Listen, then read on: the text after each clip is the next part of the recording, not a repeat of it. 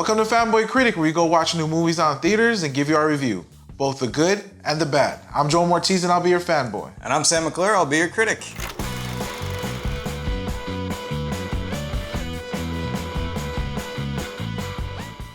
This week on Fanboy and Critic, we went to go see Sonic the Hedgehog.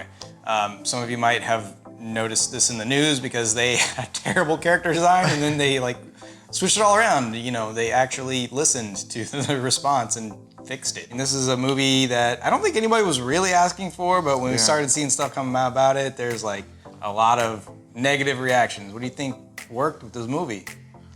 I'm gonna start off with, I think they did a really great job with Sonic, which was the biggest problem I think last year, and they took a whole year to fix it.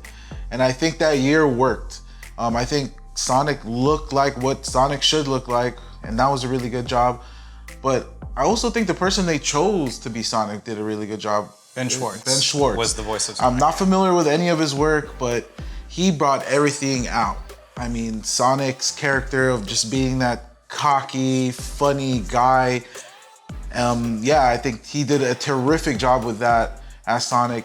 But with the overall film, I think the cast was really good, who they chose. I think Jim Carrey did a really good job as Dr. Robotnik. Is that his name? Dr. Robotnik, right? That's his name, yeah. Yeah, Dr. Robotnik. He did a really good job with him. I was really skeptical why they even chose him, but somehow Jim Carrey did it. I mean, he looked nothing like the character either. You're expecting this big fat guy, and yeah, I mean, he didn't look nothing like him, but I think he did a really good job of bringing out that character as well. And just the overall story with this, I really liked it. I liked all the characters. Every character had a meaning to this film. You got to see somewhat of an origin story of Sonic, and that's what I really liked. It really brought you back to the games, and that was really cool too. I mean, honestly, the biggest complaint, it's not even really a complaint, it's just this is a kid's movie. So I go in there and it's a lot of kiddie humor and a lot of, a childish sort of plot, and characters is very simplified, but I don't consider that a critique. That's what it's supposed to be. So really, I don't have too many things. It was funny, it was fun and adventurous, and I give them a lot of props for changing up that character model. It takes a lot of work to do that, and a lot of money too.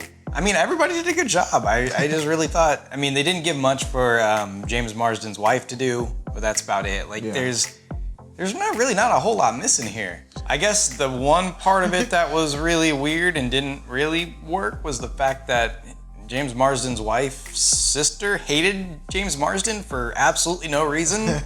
He was the nicest guy, very stable person, making money and, just a really good person. And so that really was odd. I agree. But also made for some funny moments, so who really cares? If you had to rate this movie from love to anger, where do you fall at? I am completely amazed about this movie. I think it being a video game movie, it's just so hard to bring it out into fruition and actually nail it. But that's what they did. They actually nailed it. They did a really good job with this film, and they set it up for another one. So I'm excited. I hope it continues. I was gonna go with just a like, actually, but I think just the fact that they had to change the character model and I mean, I have a 3D background, so I know how much that takes, and that's just kind of amazing to me. And just well done, so I'm at amazement. All right, fanboys and critics, thanks for watching. Make sure to like, subscribe, leave a comment, help our tiny channel grow, and we'll see you for our next review.